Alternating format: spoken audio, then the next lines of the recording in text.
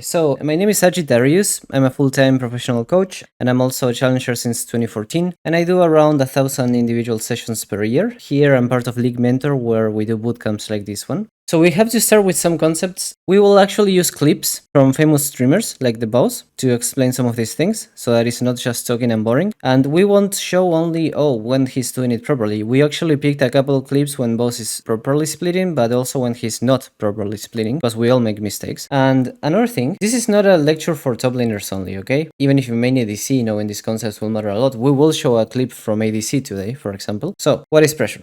So pressure means just forcing the enemy to make a decision, okay? In fact, this concept exists in pretty much every single video game out there that is a multiplayer video game. And it also exists in things like chess. Imagine you're playing chess and you're forcing the enemy to make a decision between sacrificing a pawn or sacrificing a rook. That's gonna be called pressure. That's pressure. You have to make a decision. That's called pressure, right? So in league terms, forcing the enemy to make a decision can be something like, okay, they gotta choose between dragon and a tower. They gotta choose between attack or defend the towers, defend over bot. They gotta choose between killing the boss, right? Or prevent the enemies from getting some objective. So that's pressure. You gotta make the enemy make a decision. We're gonna show some examples of this. The most important thing for pressure, guys, that you need to remember is pressure only exists, okay? It only happens if you at least have 2 points of pressure in the map. So what do I mean by that? This is gonna be where I'm gonna show you a clip and I'm gonna give you the silly metaphor of the toothpaste, okay? So let's pull up the boss clip here. So remember when I tell you pressure is good when you have 2 points of pressure in the map and you're gonna force the enemy to make a decision, right? Now I want you to look at the map. The key thing for applying pressure is look at your own teammates, okay? So if we look at Sejuani, and we look at Seri, and we look at Katarina, do you see how all the teammates are in a position that they're not doing anything at all in the map, right?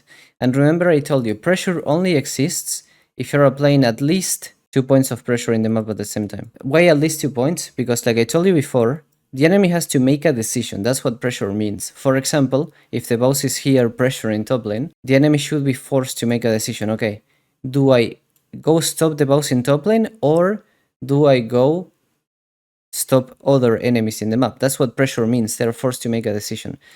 So this is bad pressure, what's happening here with the boss. Because if you see the map, there's nobody else in our team, in Bao's team, applying any pressure on the map at all. What this means is if the enemy comes to stop the boss now, they don't have to make a decision. They can stop the boss without it being a decision, right? Like they don't have to sacrifice anything for stopping the boss. So this is something you see a lot in players, especially in low elo, but you see it in Halo players as well if they tilt, or like if you just, we are not perfect, like if you just autopilot it will happen. Or it can be the fault of his teammates and not his fault, right? What's happening here is the enemy doesn't have to make a decision, therefore this is not pressure, and therefore we shouldn't be splitting yet. And I'm gonna teach you more about splitting in a bit. But this is a key teaching I want you to leave with, and I'm gonna now play the clip. And you can see how if I am, let's say that I'm the Zoe, right? Let's say that I'm the Zoe and I want to stop the Sion from pushing here. The Zoe doesn't have to make that decision, right? It's not like Zoe, enemy Zoe here. It's not like she's thinking, oh, should I stop the Sion or should I defend my mid tower or should I defend my... No. The only thing in the map she can do is stopping the Sion. It's not a decision, right? Yeah, without another pressure point, you won't achieve anything, like it says one comment here. Basically, the Zoe can come stop the Sion without it being a decision for the enemy. Now, the Corki should have stopped pushing and the Corki's dying bot lane, but that's not something Zoe could have done anything about. So that's why we say that this is not like a pressure that Sion is applying. So you see how Sion is dying here, 2v1. But meanwhile, there's nobody pushing mid lane, there's nobody pushing bot lane, there's no dragon, there's no herald, there's no nothing, right? So basically, the fact that 3 people can come top lane and kill Sion now is kind of like not really pressure, right? Sion is dying for nothing. Now, for this to be a good death, there should be something happening on the map. Now, it can still be a good death because what Baus does is, Baus finds pressure angles where other people don't, because he dies so much that his death starts being like no value on gold, and he also farms while dead with the same passive, so he gets a lot of value from the death anyway. So you could argue that, okay, but, for example, if Seri was a good player, she would farm the mid lane wave, and thanks to Sion pulling 3 people top, we get at least some jungle camps on Sejuani, some waves on Seri, right? Okay, sure.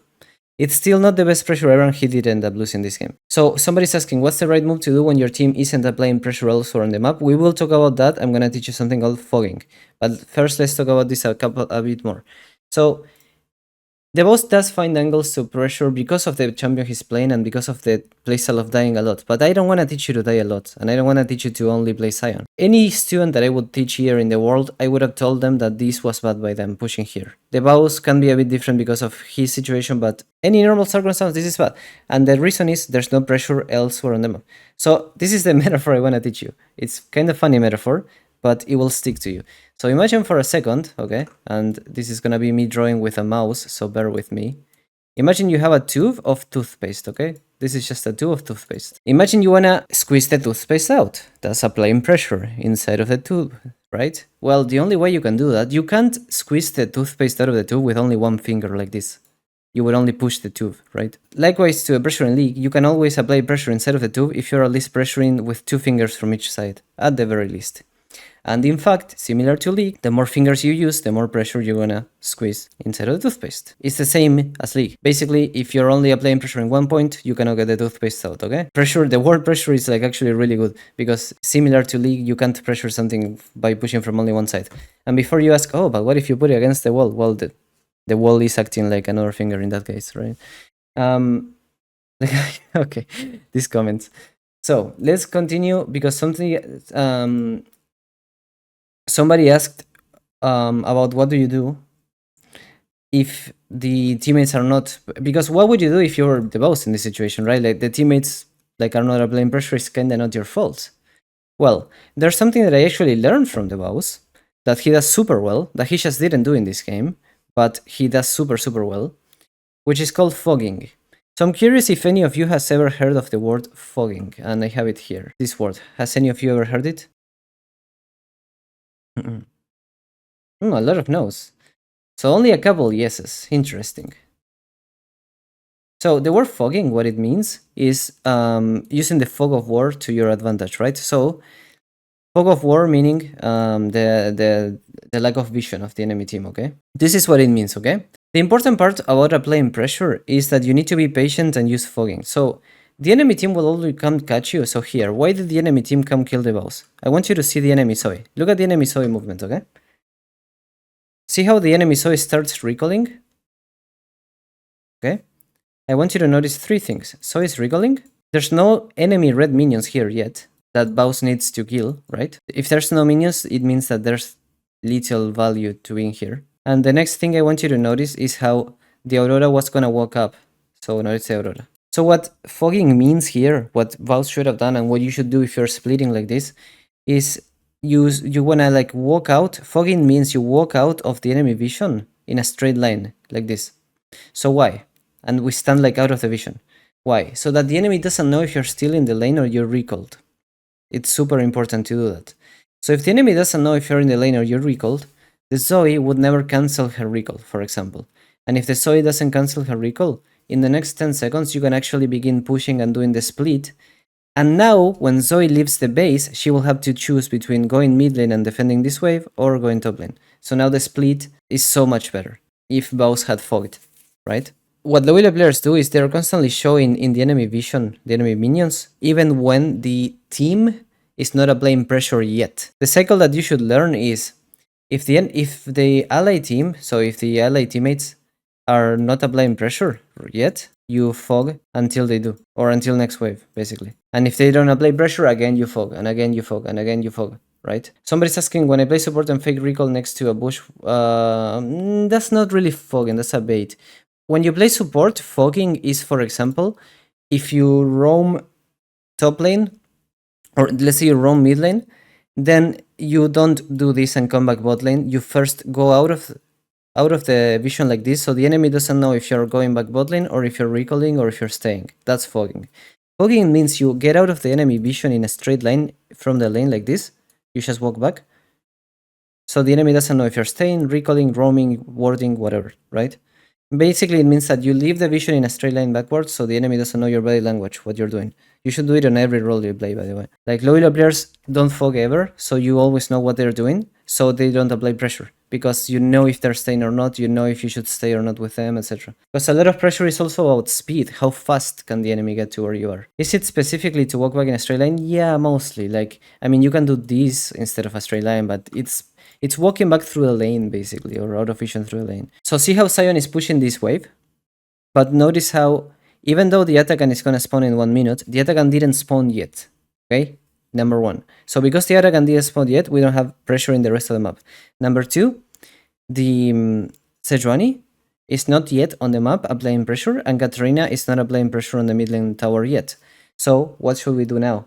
Should we push? Well, if we push, it's a bit too early. We should wait until the team applies pressure, right? So look at what Baus does. See how he gets into the jungle and starts removing vision, right? Checking if there's vision, if he's gonna get spotted. So now he waits out of vision a long time. See how he's not pushing the minion wave? This is called fogging, okay? See how he's not hitting the minion wave? So why is he not hitting the minion wave? Because his team is not applying pressure yet. So if he hits the minion wave now, he's gonna get ganked, and his team can't do anything about the gank. Basically, if he hit this wave, he would get collapsed, like the previous clip that I showed you, but the collapse would be for free, with nothing in return. Instead, he has to wait until his teammates are in position. So now that Sejuani is mid lane, Katarina is reaching the tower, and 2 players are fighting Kayn in top, now we can show in the wave and start pushing again, right? So we push again, and now we can teleport. I want you to notice also, look at how before teleporting, see how he walks back, fogging again. So we fog back, and then we teleport, right? Now, why is he not splitting in this play and actually TPing? Maybe the Corki has no TP, first of all. So he pulled the Corki away and then TP, so that's one really good thing you can do with splitting. But secondly, the Corki is just killing every wave and not letting the boss play. And if you look at items, the boss is almost at 3 items and really fed. So basically, another thing about splitting is if you're really fed, sometimes you're actually more useful in fights than splitting. If you're really weak, you're more useful splitting, right? I will explain that soon. I'm gonna show one last clip about fogging. So notice how Jax is pushing, splitting bot, and we have our teammates not yet threatening the Baron, right? So because the Victor is leaving base, he's not applying pressure, and this Sarah is not applying pressure either. So he shouldn't have shown in this wave yet. He should have let the Syndra push the wave while he fogs out of vision, and then he pushes the wave. And you will see why. Because now the Leona comes out of the bush and ganks him, and he's dead. So in a low elo game, the Jax will start pinging his team and being like, oh my god, bad team, there's 2 bot and we don't do Baron. Well, this is the Jax's fault. He should have waited in fog, right? He should have fogged until the team is in position to fight Baron. Because when Jax was showing in bot lane inside of the enemy vision, the Victor was still leaving the base. How do you want the Victor to do Baron if he's leaving the base? And the Seri was still pushing the mid lane wave with no prio. So if the boss fogged for 10 more seconds and waited until we get mid lane prio and Victor gets top lane prio, then they can do Baron when we get ganked top bot like this. If he has just waited and fogged a little bit. So fogging is like probably the most important part of splitting, is waiting for teammate pressure by fogging. Always do that. Wait for teammate pressure and fog. Now, before we talk about splitting itself, last concept, cross-mapping. There's a difference between cross-mapping and splitting, okay? So it's all about the speed, and let me show you this. Anyone knows what is cross-mapping? I want to see the comments here. Meanwhile, I'm going to read this. What if the enemy is pushing a lane, but my team is not applying pressure? Should I still keep out of vision? If the enemy is pushing a lane, you're going to be in the catching position, so that's not really a split, you're just catching waves, right? Is fogging also a pressure? Doing Baron in fog? Doing Baron in fog is not fogging. Fogging means that you don't show in the lane that you're currently in. Even though you're staying in the lane, you're not showing. That's what fogging means. Lane opposite current objective, yeah. So fogging is just making the enemy have to think about what your intentions out of vision are. Kinda, yeah. They shouldn't know that you're staying in the lane. So for example, if Sion had fogged in this play, the Leona would never gank bot lane, because she wouldn't know that the boss is staying, right? So cross-mapping, the difference between cross-mapping and splitting is that when you're splitting, you're the one taking the initiative to split before something happens. When you're cross-mapping, it means that you are making a decision after the enemy already is doing something, okay? So basically, if you're early or predicting ahead or taking the initiative, that would be like splitting. But if you're reacting to something the enemy is doing, that would be more considered like a cross-play. So for example, if the enemy is already doing Baron, and then you TP bot to get a tower in bot, that's not a split. In the window they would call it a split, but that's a crossplay. you're cross-mapping because you can't contest the Baron, okay? In Halo, we do cross-mapping to basically avoid things like the spectating enemy syndrome, right? Which is like when the enemy is getting an objective and you just spectate them doing the objective instead of doing something else. So we see how the enemy team is doing Baron, the blue team, and we're gonna look at this from the point of view of MF. The team gets Baron, and by the way, this team, like MF, is very fed, but the rest aren't. Like ADC 3 levels ahead of mid lane, like MF is probably the strongest in this team right now. So basically, with the team being so weak, red team can never contest this round, right? See this round? But the blue team makes a huge mistake, which is they send everybody to the dragon. So I want you to see this. Device starts in dragon. So now, this is a perfect example of cross-mapping. The red team, basically the misfortune team, has complete vision of the blue team, and the blue team is hard committing every champion on the dragon fight, right? This is a huge mistake, because what it means is that misfortune can now cross-map and punish the dragon play. Ideally, the blue team with Baron should use the Baron wave in mid lane and then go Baron through the mid lane. So you always want to get like prio and then you join the dragon fight like this. That serves two purposes. One is that you can join the dragon fight without letting the enemy go, because then if we get prio like this, misfortune has to go to a dragon like this, which is like very awkward, and you walk through a choke point, which is hard. But also, by pushing before going to objective, you prevent the enemy from cross-mapping, right? So that's huge. Some players here ask me, how do I prevent the enemy from getting every tower when I'm going to the dragon? And the answer is, okay, you need to get prio before going to the dragon, right? So see how the blue team is going to the dragon without getting prio? This is a perfect opportunity to do like a split push / cross-mapping. Whether you call this a split push or cross-mapping is kind of fuzzy. It doesn't matter too much. But see how they're distracted on this dragon, on this dragon. So basically, if you're saying that ADC is a really bad role in solo queue, which I agree with, as a challenger ADC, I can tell you the best way to claim as ADC is this kind of play. This kind of play is so common that people are just letting you push towers for free when you play ADC, especially with Atakan. So many people go Atakan. If you can get 2 towers mid lane and the enemy just goes Atakan, just do it. It's so good if you're playing ADC. But the key thing is, misfortune would have never been able to contest this round, right? Like in a million years. Because the enemy team is so much more fed with Baron and stuff, right? So if this is like a very good split, right? The rest of the team is super distracted, and there was pressure because the red team is pressuring the dragon, so the whole enemy team is distracted with it. And then here, Karthus is worth like almost 1k gold, I think, so it's worth to just sacrifice and 1-for-1 apart from the 2 towers. Oh, only 500, but it's worth. This is a good example of a good cross-map, good split. And in fact, red team wins this game after this because of things like this. So this is like a cross map, right? It's not the same as splitting, because for splitting, you're just doing it as the whole goal. This is more like a cross map, but it's still very important to teach you. One important thing here is also speed, because when you do things like this, the enemy has to sacrifice speed to catch you after. So with the enemy sacrificing speed to catch you after, they lose, for example, the amount of Baron time they have. Every wave that you kill, for example, misfortune killing one more wave instead of backing, removes 30 seconds of the Baron time of the enemy, when you think about it. And that means that our towers will live for longer. So things like these are really important to do, okay? So now let's talk about splitting. Splitting is, you force the enemy to make a decision, which we didn't in the MF clips. And with cross-mapping, you're making the decision after the enemy made their decision. So in the MF clip, they went dragon and then we did that thing, right? So let's pull up the bows again. And now let's see some good examples of splitting. For good examples of splitting, we're gonna actually set it up before the enemy does anything, and we're gonna think ahead. We're gonna be like, okay, let's say a dragon comes in 1 minute or 2 minutes. We're gonna set up the split so that the enemy has to make a decision. Remember the pressure, the enemy has to make a decision.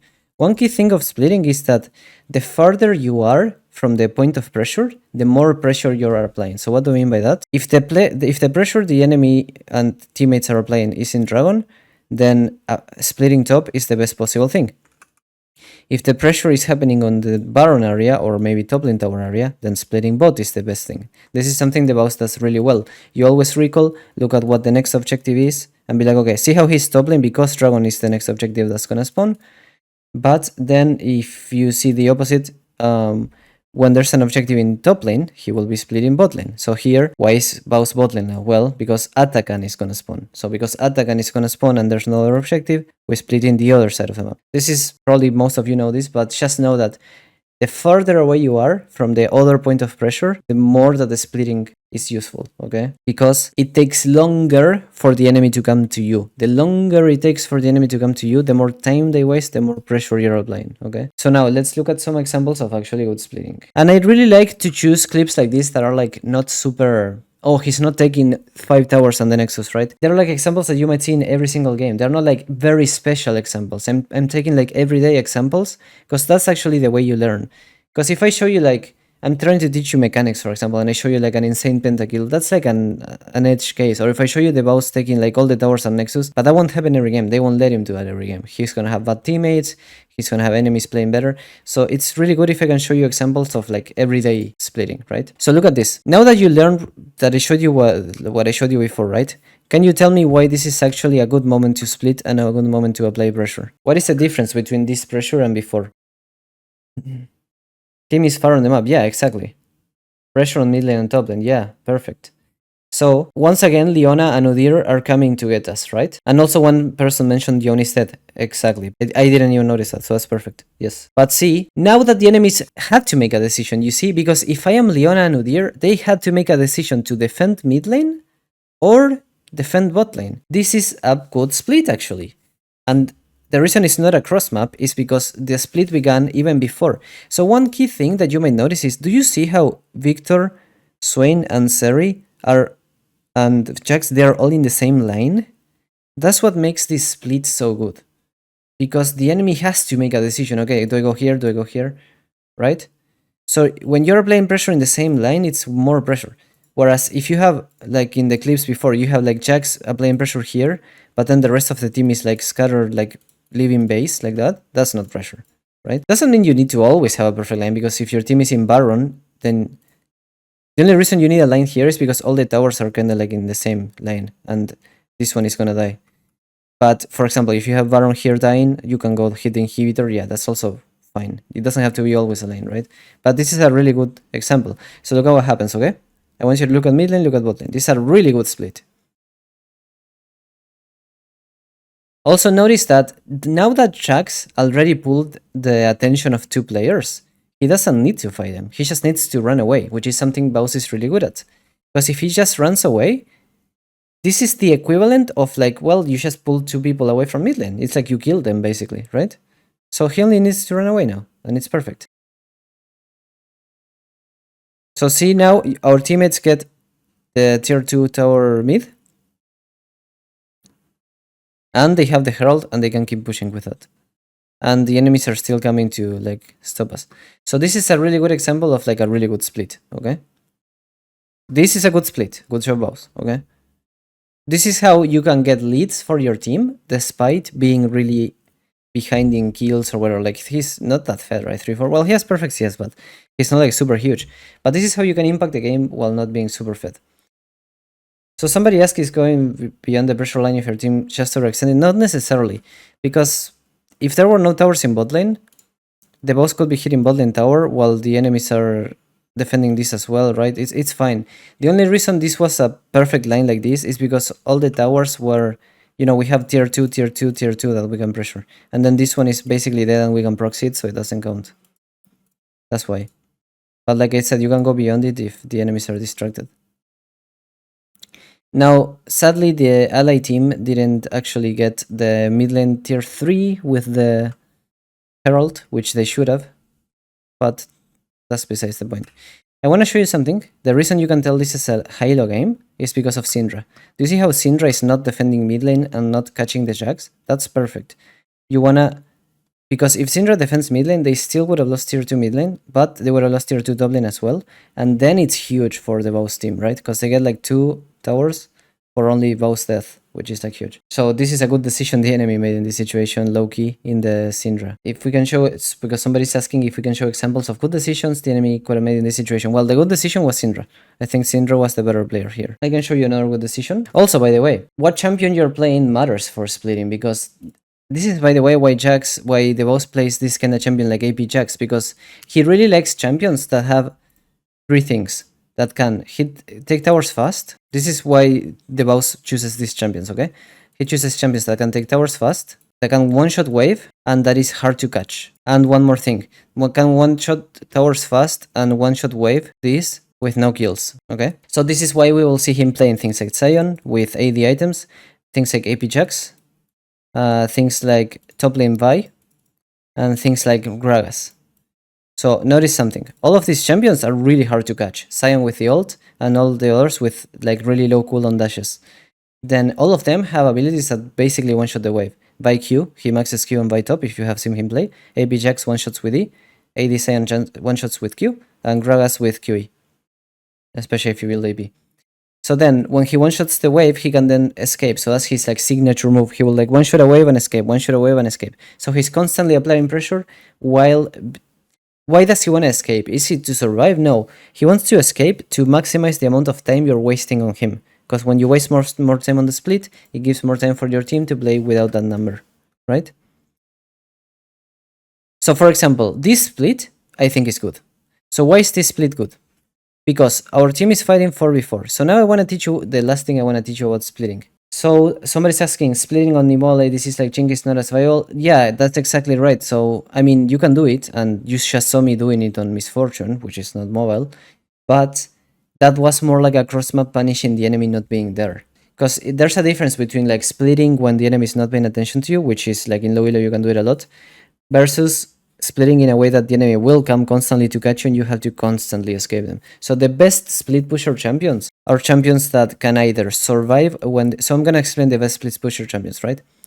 They are champions that can either survive or fight when the enemy comes get you like 1vx. 1vx means outnumbered, 1v2, 1v3, right? Or they can escape the 1vx. And then they can like hit towers fast. So can anyone tell me the best example of a champion that can survive, that can split, hit towers really fast, really like, you know, take them fast, and then survive, fight a 1vx? No, Renekton is not a good one. Renekton takes towers very slowly, and he's not very good at 1vx. So the best example is Illaoi, guys. How many times in your low elo games have you seen the enemy Illaoi get ganked 3v1 and get a triple kill? Right? And then he takes towers so fast. Right, Illaoi is the best example of like a champion that can split, and instead of escaping like the boss does, when you get ganked, you just like kill the three of them, right? Another example is Trundle, yeah, kinda. He takes towers faster than Illaoi, but he's a bit worse at 1v3 than Illaoi. Another example is Yorick. Another example is sort of Darius can do a 1v3, but like he doesn't take towers very fast, so he's not a good splitting. Also, Darius doesn't take TP. Darius is like a teamfight champion mostly. So champions that can split and then escape, so these are more like the Fioras, the Camille's, right? That they are splitting, taking towers really fast, and when you try to catch them, they just run away, 20 miles an hour, right? And this one is like the Illaois, the Gwens. When they're splitting and you try to stop them, they just fight you, okay? In fact, that's the whole point of Gwen W and Illaoi ult. Now, why is this a good split, okay? So splitting is for top lane champion? No.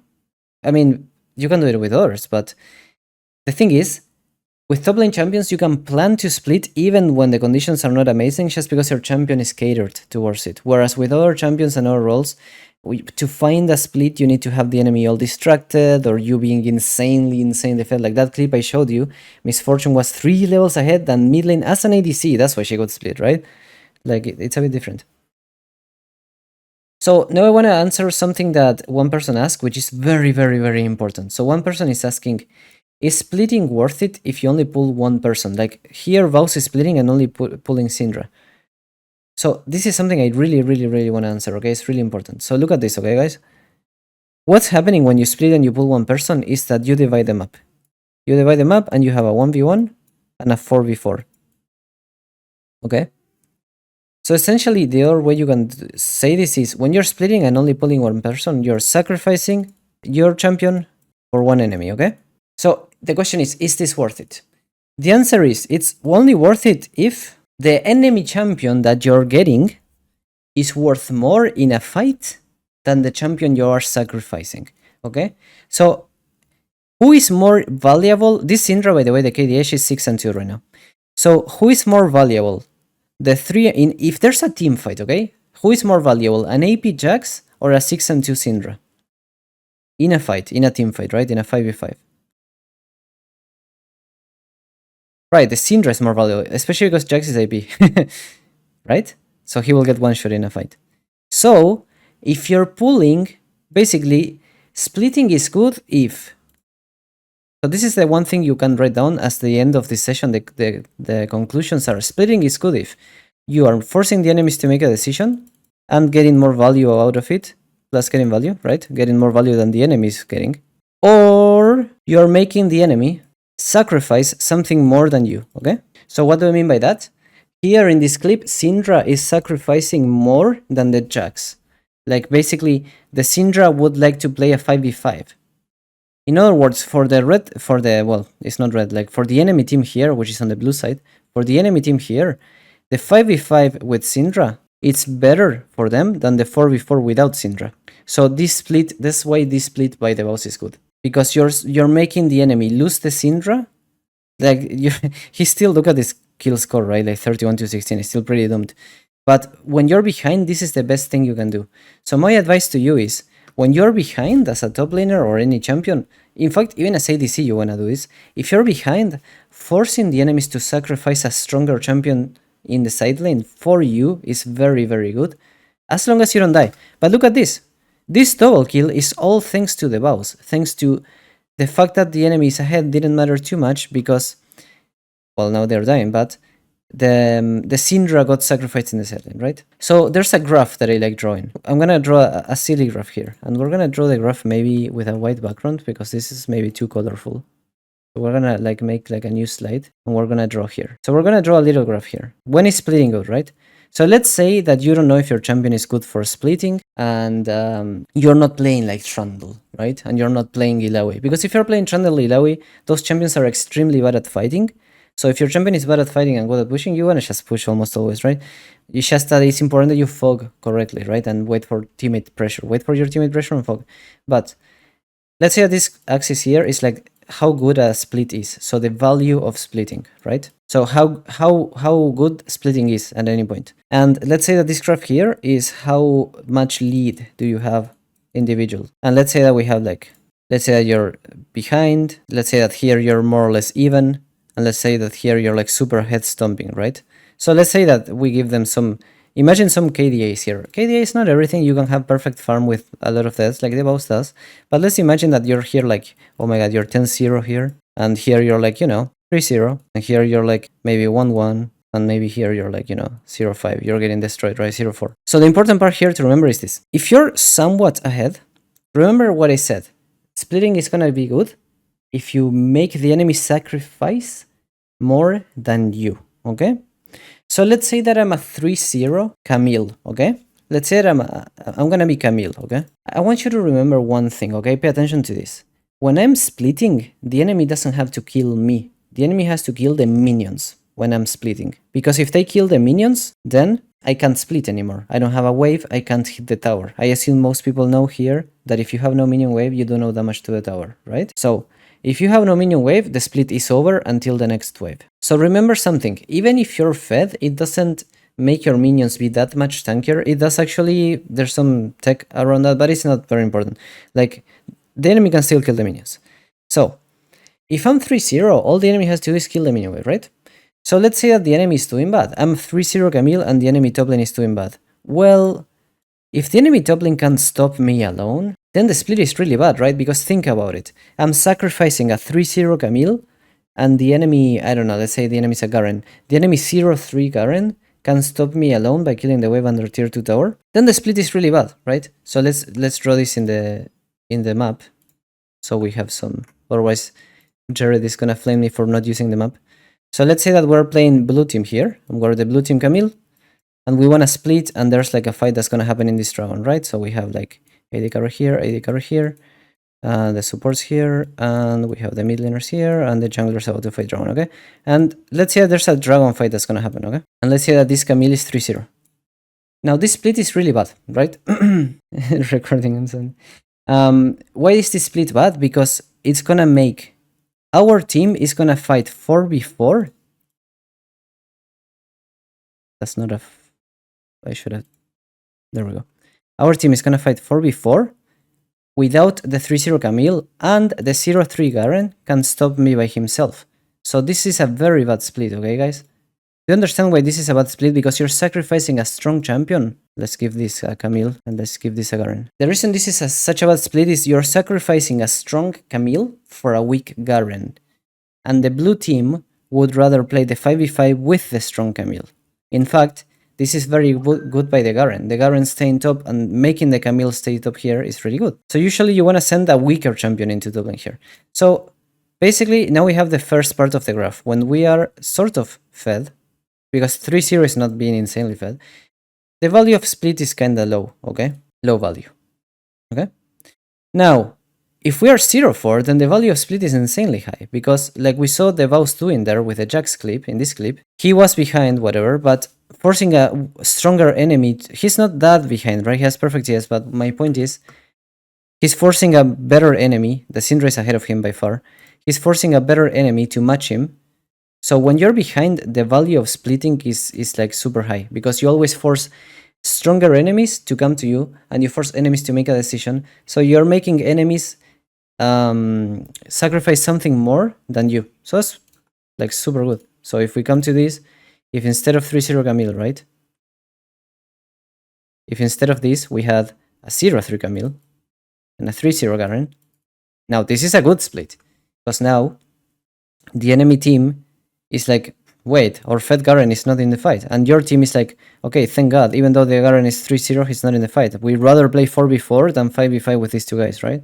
Well, no, this doesn't mean you should feed to make the split more value. It just means that if you're 3-0, you want to join your team a bit more than just splitting. Unless you're playing Illaoi, Garen, Sion, right? It depends on the champion, but I'm talking about generic champions. Some champions are just made for splitting no matter what. That's important to know. Now, if you're 1-on-1, like you're not that fed, it's gonna be like, depends on champion, right? But then, I wanna mention something. If you're like 10-0, ultra giga fed, now the value of splitting goes up again a little bit. You know why? Because now, let's say that this Camille was 10-0, okay? Let's say that this Camille was 10-0. Now, if this Camille is 10-0, can anyone guess why the split is a bit better now? Compared to, basically the 10-0 Camille is gonna be better at splitting than the 3-0 Camille. Because they have to send to, yes, exactly. So now you create a 3v whatever, like maybe the jungle has to come.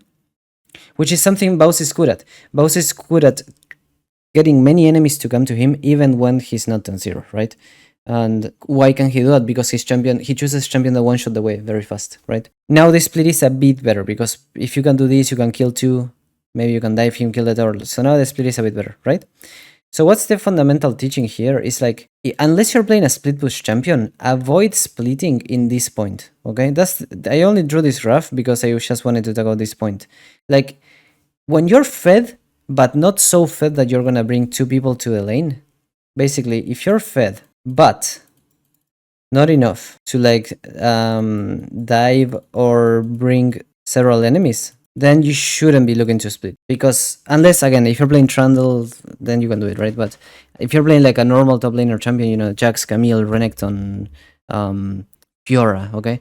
In these cases, if you're fed enough to like kill the enemy in a 1v1, but not enough to dive him, not enough to like, so that the enemy can kill the wave before like you get the tower, so they don't have to bring several people to you, then the split is not that good and you shouldn't be splitting, right? That's a very important point. But you want to split more if the enemy has to sacrifice a lot to come to you, or a split is also very good if you can't contest an objective, right? So for example, if your team is doing really bad and you're the only one doing good and you can't contest a dragon or a baron, like that misfortune clip, then the split is good, right? So if we have this misfortune clip again, in this case it's like the misfortune is extremely fed, so like 10-0 whatever, so the enemy has to bring more than one person to misfortune to stop her. And not only that, we can never contest this dragon objective, so then the split / cross map kind of thing is good, right?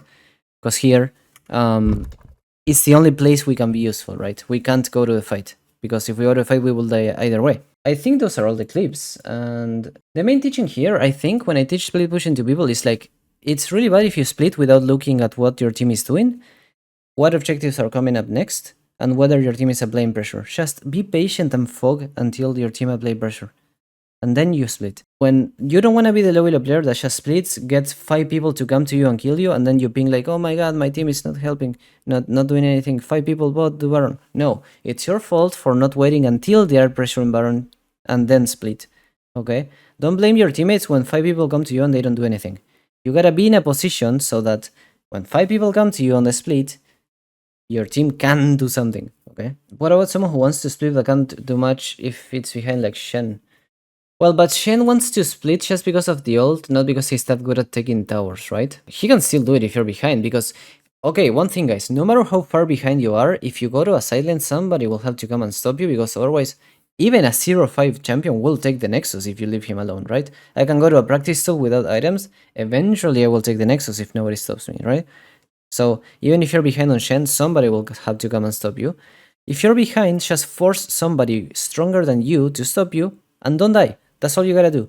If you're behind, force somebody strong to stop you without dying. That's already super useful. That's all you gotta do. Like if I'm Shen 05 and I force a Riven 6 and 0 to be top lane with me, and I don't die, and I just force her to stay there, that's huge.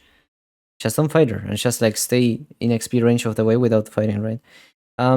Somebody asked playing against split pushing. So actually I had a clip. This is a clip a student sent before the session began. I don't know if that student is here. I don't remember his name, sorry. I think he was called Salad. I don't know if you're here, Salad, but this is the clip you sent. And the student sent this clip because in typical bronze game fashion, this happened. Remember when I told you you shouldn't all go to the dragon without pushing lanes first, and you want to push lane before going to the dragon? In that clip I showed you of MF. In fact, you know what? I'm gonna stand behind you, Salad. I said this is typical bronze, but this happened in the Master and Master game I just showed you. So I'm not gonna discriminate you. This happens in Master too. So, do you see how Dragon is up, and we're 5 people in the Dragon and nobody's pushing the mid lane wave? Why is this so bad? It's like, Wukong, enemy Wukong is in base, okay? So that means we don't need 5 players in the Dragon. One key mistake I see a lot of players do is to be in the objective when they are not needed. So, my advice here is, if you are this Renekton, or if you are this Mordekaiser, why do you need to move to this dragon? Like, the enemy Wukong is in base. Let your teammates get dragon and just push the mid lane wave. So look at what happens here. They all 5 people go dragon. See how they're 5 dragon? And look at the enemy team. Like, this should be pretty simple to fix, right? Because you don't even need to send many people to mid lane. You just need to send somebody who kills the wave. Because remember what I said, guys. If the enemy doesn't have a minion wave, they can't hit the tower. It's that simple. You don't do damage to towers without minion waves. Okay? So, all you had to do was send somebody like Renekton to one-shot the minion wave and then come back to the dragon. That's it. The enemy can't push. Without wave, they can't push. You don't need to even stay in the mid lane. Nobody's gonna get the mid lane tower without minions. You don't need to stay in the mid lane. Just kill the wave. But in this case, no one clears the wave without pushing the safety nation. No, that's not really true. That's why I said Renekton, right? I want you to look at the clip again. So here, see how Renekton walks to the mid lane? To the dragon. He could easily come to a mid lane, and with this wave, he can one-shot this wave, and I don't think he ever dies. Like, if you're scared of dying, you can send Renekton and one more, but there's no world that Renekton can't kill this wave. It's only Morgana, look. It's just Morgana there. So this happens a lot in low elo games, right? In in certain countries in Europe, do you have something called baby football? It's like the children's division of football. It's like, you know, 6-year-old, 10-year-olds playing football. And this is something people call baby football a lot in certain countries, because in baby football there's no formations, and all the children go after the ball because they don't know how to play. And bronze games are sort of like baby football, because what happens is like everybody's going to the same place, everybody's going to the objective without any strategy, right? So this is like very like a baby football kind of gameplay. Just send people to kill waves. You just gotta kill waves, all you gotta do. I mean, I didn't see what happened after this, but I mean, it seems they got fucking destroyed, no? Let's see. I actually don't know what happened after this. He's not showing it. We're seeing the Ivern gameplay. Lost that. But he did say that he lost to this split, so anyway, we're gonna do some Q&A before we finish. Is there any rules that is different for jungle split pushers compared to top laners like Velvet and Trundle? I think for Velvet and Trundle, first of all, you need to get 6 Voidras or at least 3, so you need to like play for Voidras if you wanna split. But then I don't think there's many different rules. Well, the one thing is that you gotta have a top laner that's not gonna mind you stealing the lanes, right?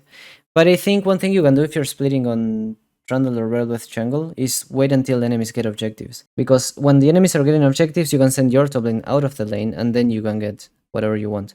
So I guess you will have to sacrifice more dragons because you're not gonna sacrifice Herald or Voidras because that's what you need. So I think you would start like when they get third. Yeah, third dragon probably is like things like that. Third dragon and Atakan. Probably my answer will be third dragon and Atakan is the best moment to split on a Velvet and Trundle jungle. Because those are the objectives that you don't mind giving, but you can like have all the team go to it while you split. How do I answer a weak opponent that's splitting but properly fogging? Yeah, that's the thing. It's there's no answer. You just have to sacrifice someone, or you have to force your team to fight before he can actually hit the tower. Those are the two options. But this is why the boss can get like high top challenger with a lot of deaths. Like it's a strat that has like, I mean, the answer is you gotta fight and wait for a mistake. Like nobody's gonna play perfect. Like even boss was making mistakes. I can't leave someone who still bursts my teammates at 0-5 an answer. Wait, how do you mean burst your teammates? If I send my weak Ashe to answer the feeding talon, she still dies? No, I don't think that's true. If she plays under tower, that's not true. Like, if you're 0... I do this a lot, in fact. A lot of the games I win on ADC are things against macro. Like, if you're 0-2 on Ashe, and the enemy 0-5 talon is pushing, just stay under tower and catch it, you're not gonna get killed. You're only gonna get killed if you're extender. Just catch the waves. Like, to answer splits is enough to kill waves, guys. You don't need to kill the guy. A lot of people think, oh, I need to kill the split pusher. No, just kill his wave. Without wave, he can do shit. I still consider splitting if I am very behind, like holding a base with... Well, if your tier 3 towers are gone, you can't really leave your base, right? So I don't see how you would split. I never knew the concept of fogging. Just want to say thank you for the session. Yeah, fogging is so broken. It's very important.